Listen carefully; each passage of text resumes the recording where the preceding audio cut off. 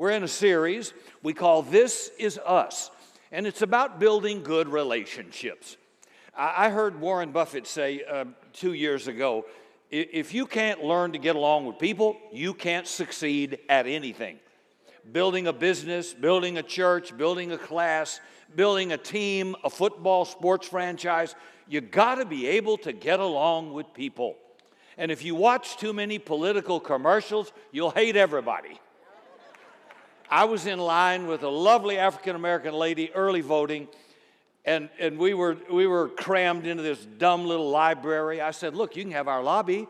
We can put 600 people in it. We got a coffee shop, restrooms, room for everybody. But no, they want to do it the hard way. And we were all in like this, bumper to bumper, and stupid, you know. Nobody has a plan to do something well. And we were looking at this voting sheet, and she looked at it, and I just thought, I'll break the ice. And I said, you know, after listening to all the political commercials, I don't like any of them. I said, how about you write me in, I'll write you in. And we got along great. She said, you never know. Don't watch so much of this hate and against everybody. Okay, be real careful. Let's don't bring that into the kingdom of God. We don't hate anybody. I don't hate anybody. You might disagree with somebody on some issue or something, that's fine, but you don't have to hate anybody. My wife and I don't agree. We got a new dog in the house. I don't agree, but she did. So we're still married. We're not going to get a divorce over it. I've been cut up. I've been bitten. I've had the dog's nails make me bleed. I'm going to take that little dog out and send it to Jesus is what I'm going to do. That's like having a kid in the house, isn't it? We're just doing a little folksy talk. Just relax. I mean, it's like, man, I said, honey, our lifestyle is too busy. This animal requires heavy maintenance, kind of like a little baby. It'll change your life forever, right? Oh, you new married people, you have no clue what's coming. You have no clue, but you will. Okay, so last week, we talked about the factors that build a good relationship, a good marriage. And we went through about 6 of them. They're real practical, real simple. You can do this. You can learn to do it if you weren't taught. Don't let the excuse that you came from a bad home, a broken home, a divorced home, have anything to do with the kind of a life and future you want to build. I think Bruce Bowen talked about how terrible background. No father, terrible, mother on drugs, different relatives. And he decided that's not the life I want, that's not the marriage I want, and that's not what I want my children to face. And he changed it. And you can change too. And the great thing about the kingdom is you can change, whatever it is, if you want to. So I hope you want to. Well, that was good. Now, today, we're going to talk about, in this building healthy relationships and families, paycheck to paycheck.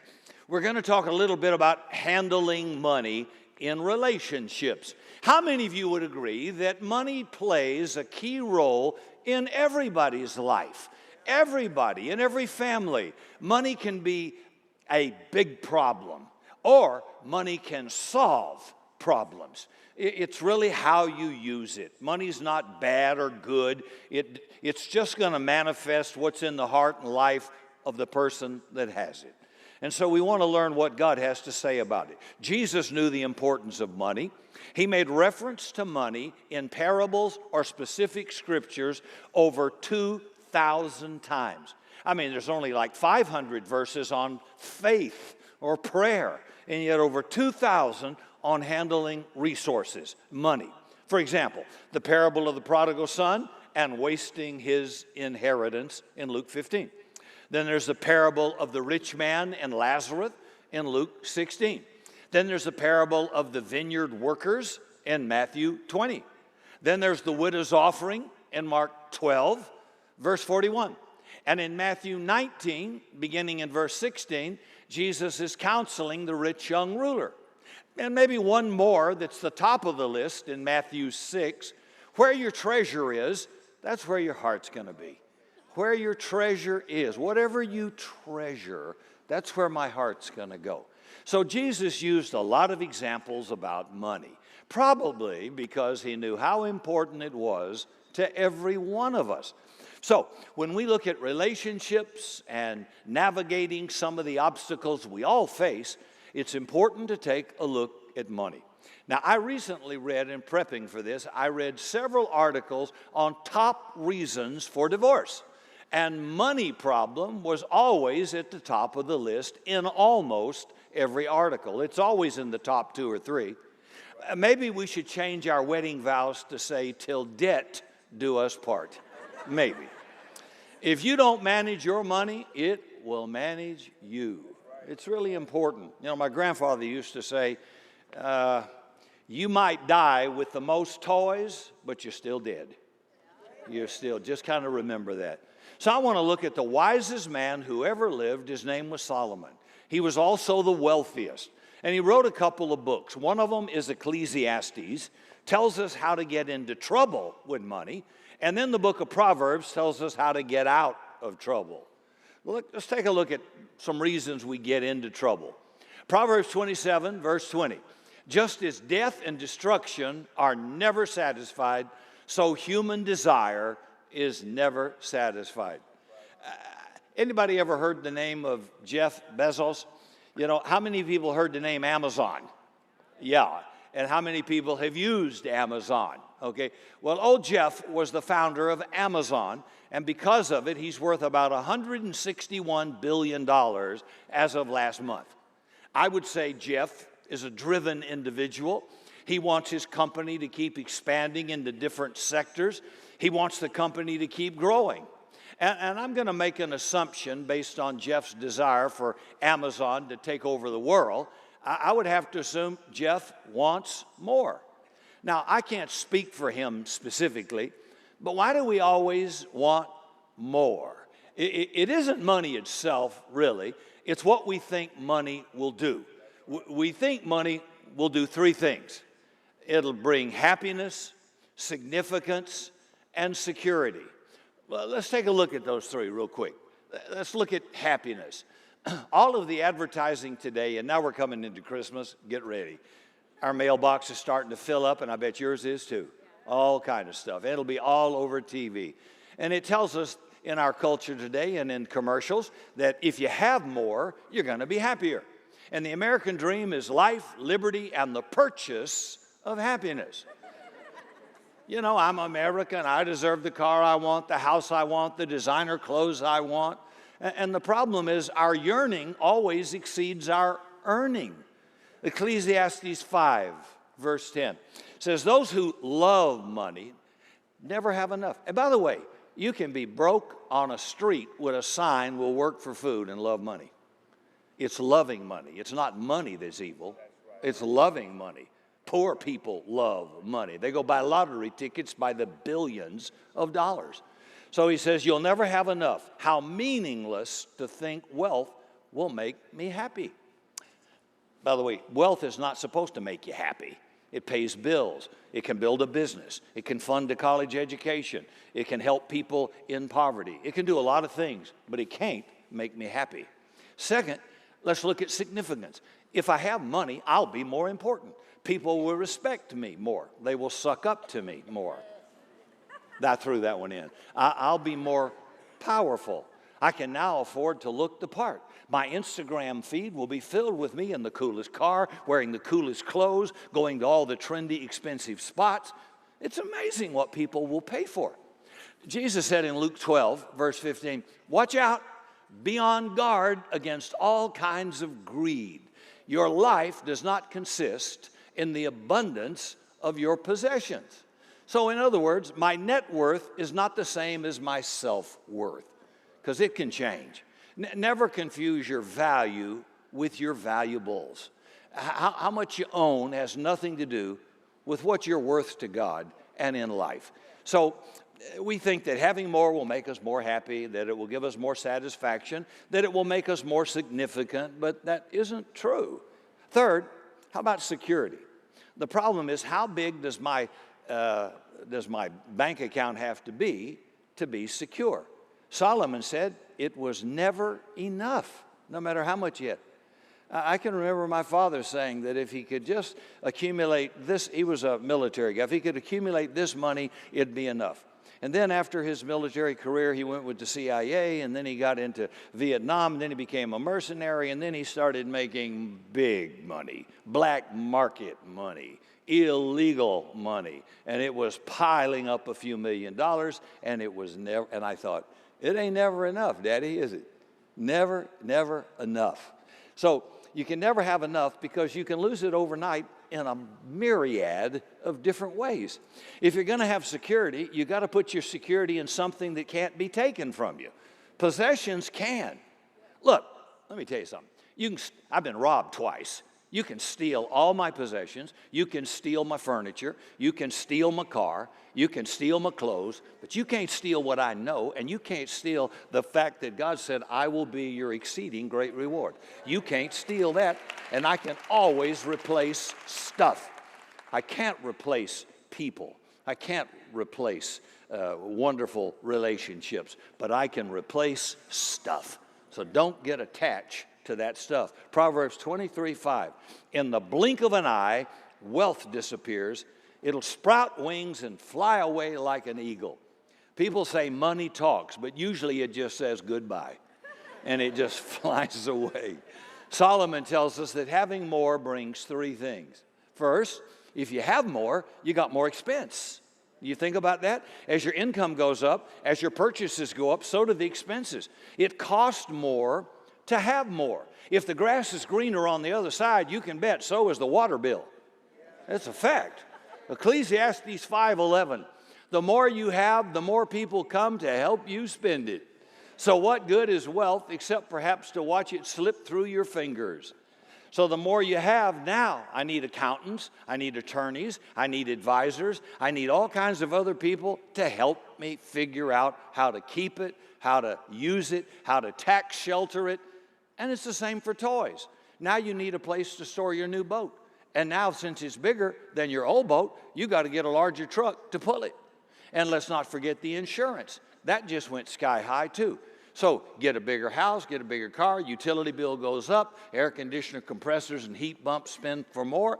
So can you see that when you have more, your expenses go up? It's going to cost you more to have more. That's why occasionally you ought to say, are we using that? Or am I just paying on it? You know, we used to have boats and wave runners, and my girls and kids and everybody would play and go. It was a ball. I love water. I love boats. I grew up with them all my life. And then the kids grew up. Now they got relationships. Now they got a car. They don't want to go. They don't want to go to the lake. Takes too much time. Go to the lake. Pretty soon I found myself alone with a boat and a couple of wave runners and paying for the dock and the insurance. And I thought, I need to dump this. It's costing me every month for nothing. So I did. I sold it all. Paid off a wedding with one of them. I had a good friend tell me, he was a businessman. He said to me, that's about 20 years ago, he said, Rick, never finance your toys. Never finance your toys. Pay cash for them, and that way if things go bad, you can convert them into cash to take care of you. And I've never violated that to this day, always so. Okay. And then secondly, you get more worries. There's more to worry about. Ecclesiastes 5:12. It says, people who work hard sleep better, whether they eat little or much. But the rich seldom get a good night's sleep. See, the more we have, the more we worry. We worry about how to save it, how to spend it, how to avoid taxes on it.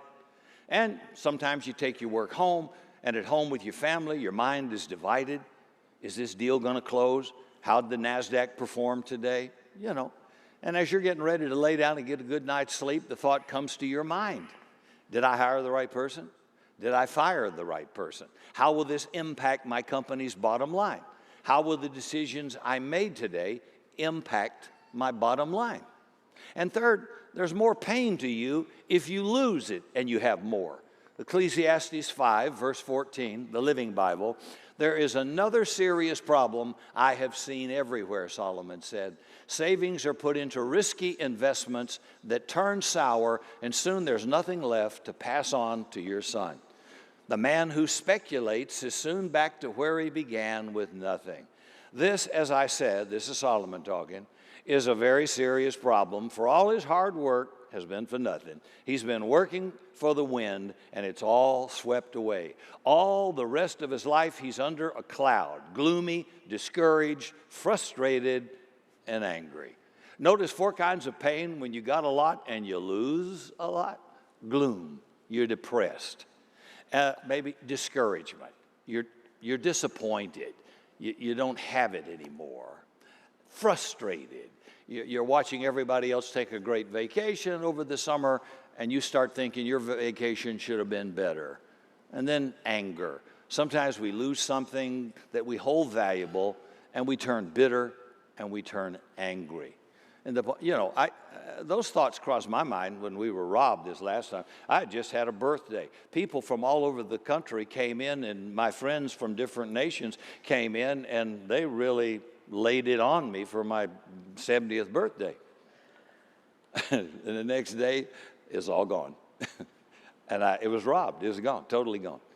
And I didn't go into therapy. I didn't need a counselor. I just put on a cheap watch that they didn't steal. And I told Cindy, the thief shall restore sevenfold. My life is not tied up in stuff. Easy come, easy go. I said, I can get it again. As long as I'm breathing, I can get it again, But it is not going to dominate my life. I'm quite serious about that. It's not going to dominate my life. I think we worry about our wives. They're a little more emotional than some of us men. But I can take it or leave it. I've driven fancy cars, and I've driven god-awful, ugly, nasty-looking, 200,000-mile oil-dripping nasty cars. I've driven them all. I've had them all. And you know what? I'm the same guy that was in one as in the other. I didn't change because of the car I drove or the house I lived in. I lived in a trailer that had, when I was single, I lived in a trailer, roaches big as a skateboard come out at night. I wouldn't even get out of the bed to go to the bathroom. I was afraid to get out of the bed. Those suckers look at you right now like a Great Dane. I thought, where did you come from? That was my beginnings. So the point is, always wanting more is the cause of many emotional problems, which in turn leads to relational problems. So how do we get our finances under control? The Bible gives us a few details. Solomon gives 5 foundations for financial freedom. In the book of Proverbs, he says there are 5 things you can do to get your finances under control. So for the rest of the time that we have left, let's take a look at them. Point number 1, keep good records. Keep good records. That's accounting, is simply keeping track of where your money's going. Proverbs 27:23, riches can disappear fast, and the king's crown doesn't stay in the family forever. So watch your business interest closely. Know the state of your flocks and your herds. Have you ever heard people say, I just don't know where all our money goes? Well, you're in real trouble. Ignorance plus easy credit equals catastrophe. Many problems in marriages and relationships are because you're in the dark about where your money's going and how you're spending it. When you don't know where your money is going, you're headed for disaster. You need to know the following. What do I own? What do I owe? What do I earn? Where is it going? So write it down and keep good records. Well, Rick, I don't have time to keep records. Well, then shut up complaining. You got time to complain and whine about it and worry. So if you took the time you spend worrying about your finances to keep good records, you'd have a lot less to worry about. The Bible says, know where your money is going. Point 2, plan your spending. Plan your spending. This is the principle of budgeting. Set financial goals and stick with them. They're like railroad tracks. It's like a gated community or something. It's a boundary to keep you safe. If you stay on that track, you're not going to face a disaster. But if you go over that track, you could end up in terrible shape. So the budget keeps you on track, keeps you out of trouble. Proverbs 21:5 in the Good News Translation says, plan carefully and you'll have plenty. If you act too quick, you'll never have enough. Solomon says financial freedom is not based on how much you earn. It's based on how you spend it. People making a couple of $100,000 get into bad financial trouble. It's not how much you make, it's how you spend it. Anybody know the actor Nicolas Cage? He blew $150 million. Put your head around that. On mansions, a private island, and a real dinosaur skull. Nicholas, you are nuts.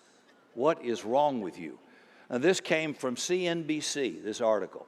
And the title pretty much gives you the big picture.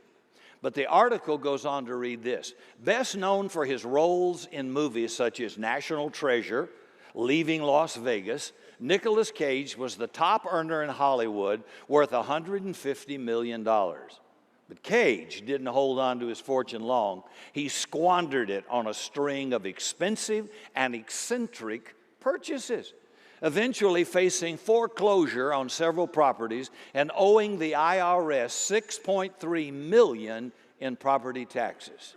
Now worth about $25 million, Cage is taking any role offered to help pay off his debts. You see, it's not the amount of money, it's how you spend the money. How many of you know we watch celebrities and we watch sports stars suddenly come into big money, go nuts, and end up broke? See? So notice that phrase in Proverbs. If you act too quick, if you act too quickly, you'll never have enough. That's impulse buying. I got to have it. I got to have it. It's like seeing that dinosaur skull. I got to have it. Now, we may not be impulse buying on a private island like Nicolas Cage did, but every day you're confronted with advertising that appeals to your impulses to spend, spend, spend. If you watch TV for an hour or two, you'll walk away thinking, I must be the poorest guy in this neighborhood. I don't have the right iPhone. I don't have the right car. I don't have the right big screen TV. I don't have the right electronics. I don't have the right food. It's like, it's designed to make you feel like you're not good enough unless you have this. If you can rub it in, sniff it in, blow dry it in, wash it in, rinse it in, rub it on, rub it. If you could just do that, oh, you'd be something. So whether it's cosmetics or whatever it is, it's I gotta have it. I just gotta have it. Don't you love those infomercials?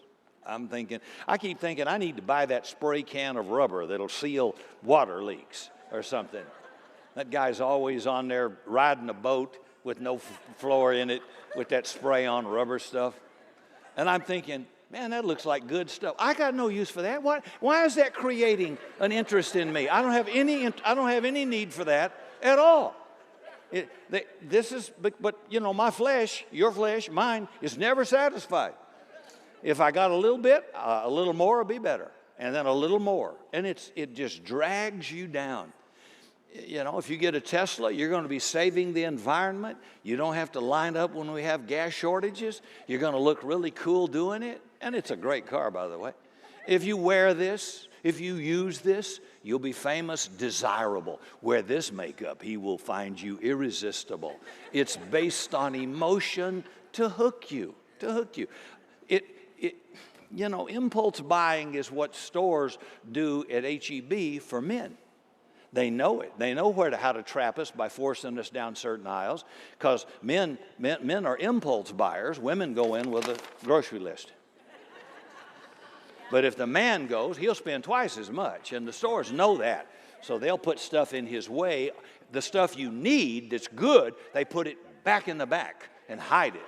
And then they'll walk me by all the glitzy stuff that I thought, oh, that looks good. And then you come back with all this junk that you didn't need in the first place. That's us men. If you put sparkle on anything, men will buy it. You know, a bass boat, anything. Just put a little glitter on it, men will buy it. And then there's another word that triggers impulse buying. It's called sale. Sale. Black Friday, sale. I got to have it now. It's on sale. Look how much I'm saving. But you're spending. Or somehow you've done some crazy math and you're actually saving money because this thing is marked down so much. It doesn't, the thought should occur to you, do I need this or not? God says, plan your spending. And by the way, if you're married, get into agreement on a major expenditure. It's our money, not my money, your money. It's our money. We're together in this deal, and I want to be sure we're in agreement as to how we're going to spend our money. Not on silly stuff, but significant purchases. Don't show up with a new bass boat or a brand new truck or something, or a big $5,000 to $8,000 TV set and you didn't talk about it. That's going to impact your budget and your finances, see? Proverbs 21:20. The wise man saves for the future, but the foolish man spends whatever he gets. See, you single people need a budget too.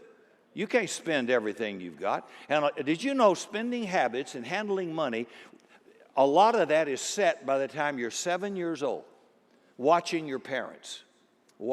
Are they generous? Are they stingy? Do they tip? Do they not tip? I waited on tables when I was in college before I got in a rock and roll band, and there are some cheap people. I'll tell you that. There are some cheap people. They want great service, and they don't give you anything. But in general, good service does produce a good tip. So, and then my daughter worked there one time too, and I realized the way they get treated. So I'm always very courteous. If you take time with a waiter, someone serving you, you'll generally find if they know you treat them really good, they'll be delighted to serve you and crawl all over you. And if you give a little bit more than that, you're really going to be welcomed when you come in. So just remember, treat others the way you'd like to be treated. So this is sort of God's IQ test. Spending it as fast as you get it is not smart. Spending like drugs, like food, like alcohol can become addictive. One woman could not stop buying expensive dresses. Her husband was a CPA, and he said, Helen, honey, you've got to stop this spending. Our budget is being stretched, and you're spending too much on clothes. She said, okay, honey, okay. So the next month he was doing the bills, and he said, Helen, you've done it again. I thought we agreed that the next time you were tempted to buy something expensive to wear, you would say, get behind me, Satan. She said, well, I did. And he did. And he said, it looks good from back here too, honey. So how do you break the habit of impulse buying? How do you spell relief? Budget. B-U-D-G-E-T. A budget is a plan for your spending. It tells your money where you're going to go rather than wondering where it went.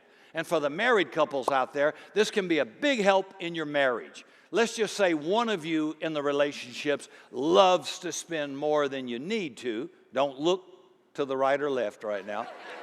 And the other one is more conservative in their spending. And the argument usually gets started when one person is saying, no, we should not buy that. Now, the person saying no is then viewed as a controller, doesn't understand the other person's needs. Enter the budget. What does the budget think? Say, I've got a third-party, unbiased opinion that will just look at the facts. So if you're the conservative one, you don't have to be the bad person anymore. Let the budget decide what we will or what we can do that's responsible. Proverbs 21:20. By the way, this is point 3. Save for the future. 21:20. The wise man saves for the future. Foolish man spends whatever he gets. Recent statistics show that some of the countries with the highest personal savings include Switzerland at 17.8%, Sweden 15.8%, Hungary 9%. The Americans, we average 4.9% in personal savings. See? So why is it Americans are only saving an average of 4% of their income? Because we live with the I gotta have it now in America. It's on TV, it's on radio, it's on billboards, it's everywhere. For the younger generation, don't fall into the social media craze. Most of social media isn't real anyway. You have to be careful not to fall into a comparison trap. Just because you see some other young person with a fancy car or fancy clothes, you don't know the real story. There may be a mommy or a daddy who paid for that. There could be an inheritance involved. So don't try to keep up with somebody else because you don't know the real story there. No matter who they are, you live within your budget. I've been with some of the richest people on the face of the earth and several entertainers in the multiple $1 million. Cindy and I have been put on a private jet by this person and persons and flown to different exotic places. And I remember telling Cindy, this is like smoking dope. You could get addicted to this. I said, don't lose your mind. This is not our life. This is not where we live. And I just kept telling myself that because pretty soon you'll think, well, I deserve that or whatever. But we're not in the same calling and the same field.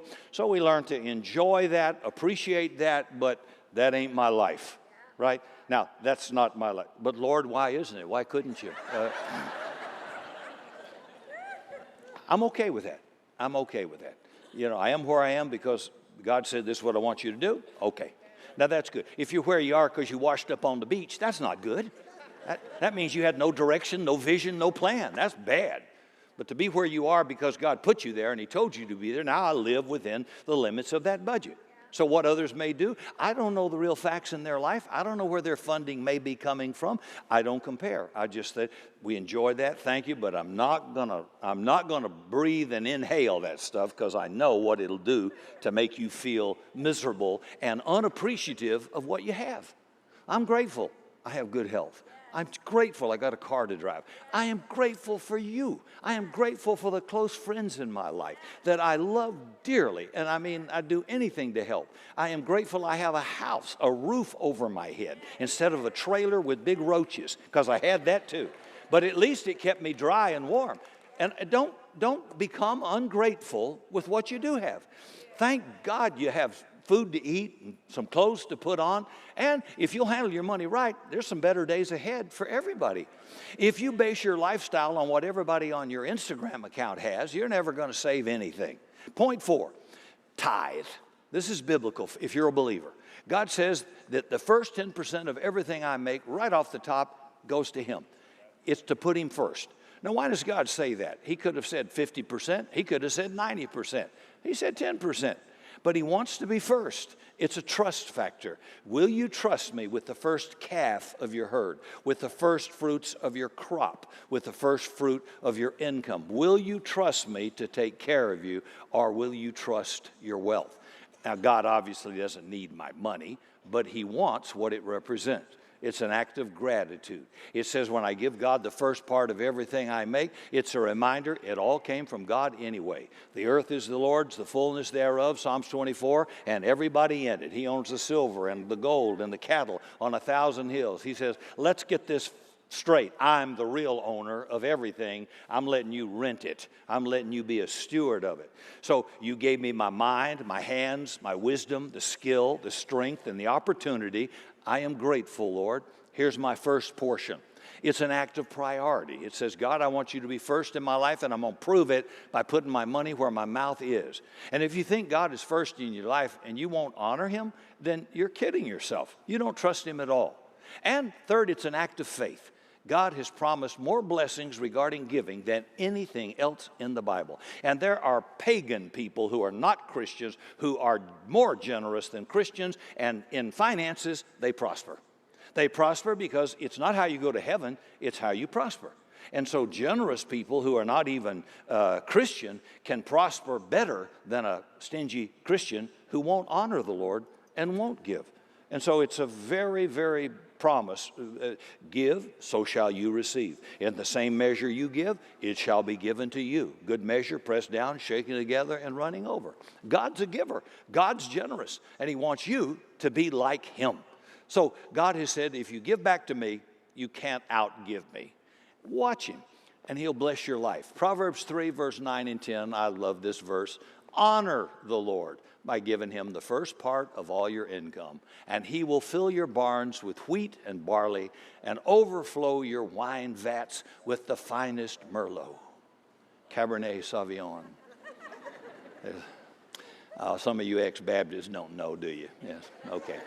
There's a principle here that goes way beyond money. Whatever you want God to bless in your life, put Him first in that area.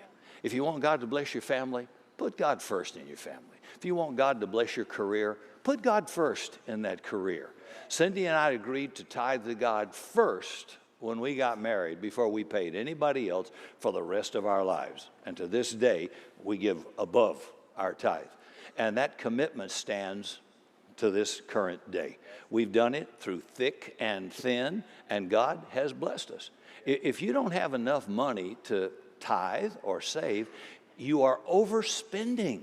That's the problem. You're overspending. You need a more affordable home. You need to downsize. You need a cheaper car. And there's nothing wrong with that. You're not less of a person because you got a cheaper car. Or, I'd say at least it's paid for. That'll put some serious thoughts into some people. Or you need to look at your budget and see if you've got some frivolous spending you could tighten up on. We get a lot of testimonies from people whose financial problems have been supernaturally turned around when they started tithing and putting God first. In fact, this past week, we filmed one of our businessmen from this church who started from New Orleans in Louisiana in the bayous. Had nothing, broker than the 10 Commandments, didn't have anything. And I said, I want to get your testimony on film. So here's a testimony of Charlie Plunkett. Watch it. Hi, my name's Charles Plunkett. I live here in San Antonio. I'm a businessman. I've been in business here for 33 years. And I want to share with you my experience of tithing. From my perspective, I thought I knew what biblical tithing was. My wife's idea was different. She thought that if you give some money to the church, you give some money to the Christmas fund, you give some money to the poor homeless person, as long as it's a religious type or a Christian type endeavor and you're giving money, that's tithing. So it was a little here, a little there. And you know how that pull and push and tug can occur, and it was occurring in our house, and I decided to let it go. I felt at the time that when the time was right, the Lord would speak to her. And one Sunday morning, Pastor Rick was preaching on tithing, and I just prayed silently and I asked the Lord to speak to my wife's heart. When the message was over, she turned to me and said, I get it now. From that day forward, we began tithing in the biblical manner, which I believe is tithing on your gross income, not on your net. The Bible says, give unto Caesar what is Caesar's, give unto God what is God's. So we began tithing on our gross income, and it goes to the church. The tithe goes to the storehouse. The storehouse is where you get fed, not fed physically, but fed spiritually. So from that day forward, we begin that process of tithing in a biblical manner. My company is Capco General Contracting and Capco Steel. We're a company that's based here in San Antonio, but we specialize in building these large self-storage facilities that you see, and I've built them all over the country for many years. I don't know how many of you are in business, but I can tell you that being in business isn't all that you might think it would be.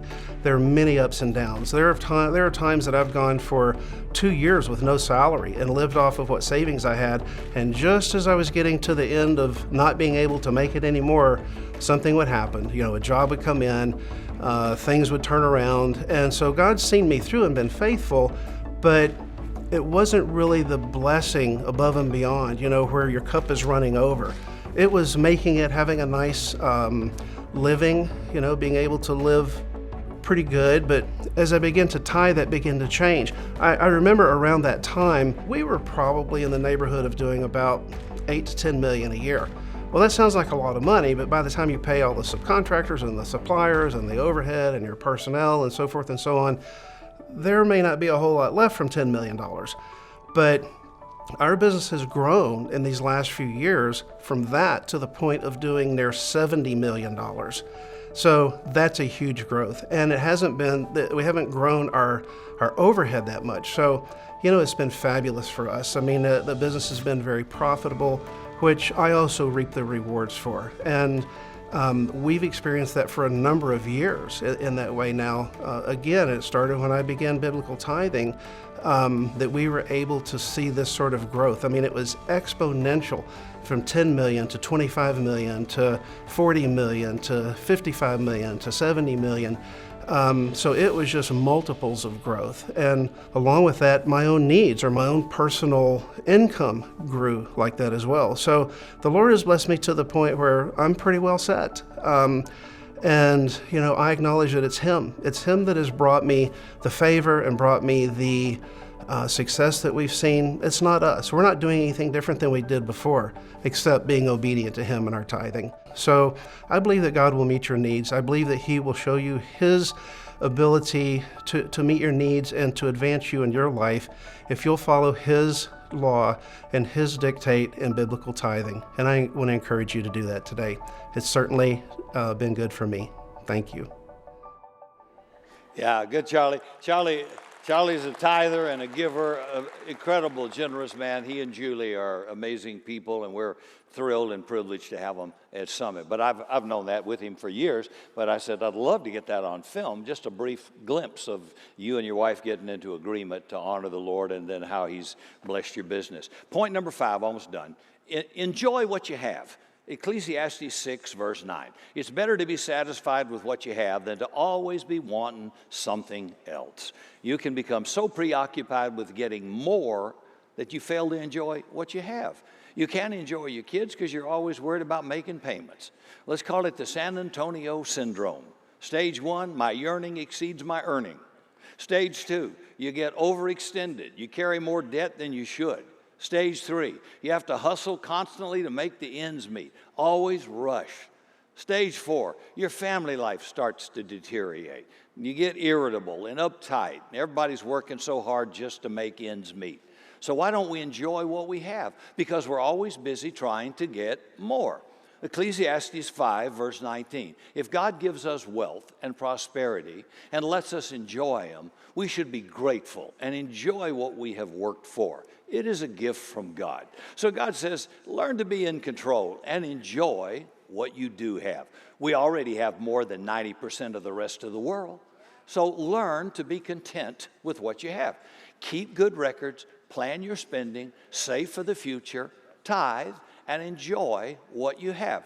God says if you'll do those things, he'll bless you and you'll find financial freedom. So I wonder, are you feeling the pressure of finances these days? Do you find yourself arguing more and more about bills? Are you worrying more and more about making ends meet? Now, let me challenge you to follow God's plan. Keep good records, for crying out loud. Plan your spending. Save for the future. Tithe, enjoy what you have, and commit to all 5. Now, some of you may really be struggling in these areas. I'm aware of that. And let me just mention something. We offer financial freedom class here with Bill and Maureen Center, who you'll meet in a little bit, Center. They've been doing this for years, helping people get a grip on their finances so that they don't have this bondage. I think poverty and debt bondage is slavery. It's horrible. It dominates your life. It makes you miserable. On our website, you can go to group setting and find out more about our financial freedom classes. And we've got graduating class members this morning. Financial freedom will help those in areas to be accountable. Be accountable with others who are all working. It's kind of like being an AA.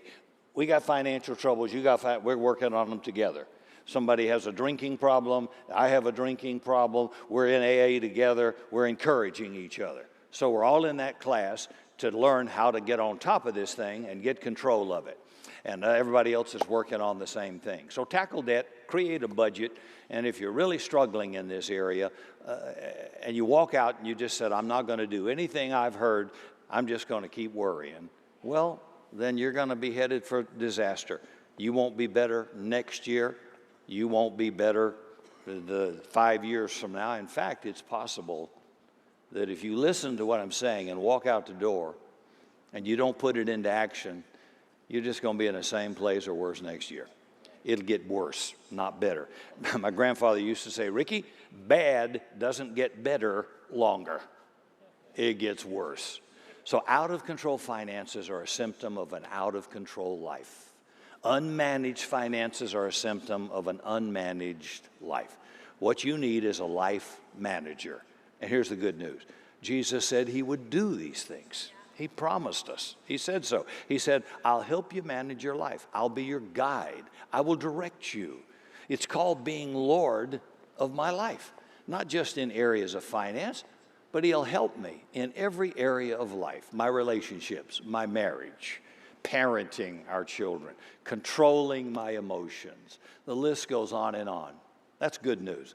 Knowing that when we need help, all we have to do is open up our heart and call out to Jesus for help. I'm paraphrasing Job 31. The author said, if I put my trust in money, if my happiness depends on my wealth, it means I've denied the God of heaven. And why? Because whatever I put my trust in for security becomes my God. So decide today, declare today, that you're no longer going to put your trust in materialism, but you're going to put it in God and in His Son, Jesus Christ. He says, the plans I have for you are good and not evil, to prosper you, to give you a hope and a future. He doesn't have a bad plan for anybody in this room. Good plans. And watch your life then suddenly come under control and have new meaning. So don't put your trust in your wealth or your possessions, right? Job 31:24. Have I put my trust in money or felt secure because of my gold? He says, if so, I should be punished by the judges, for it would mean I have denied the God of heaven. Hey friends, thanks for watching today's message. You can click right here to subscribe to my channel, and you can click here to support the ministry and continue getting these messages out. God bless you.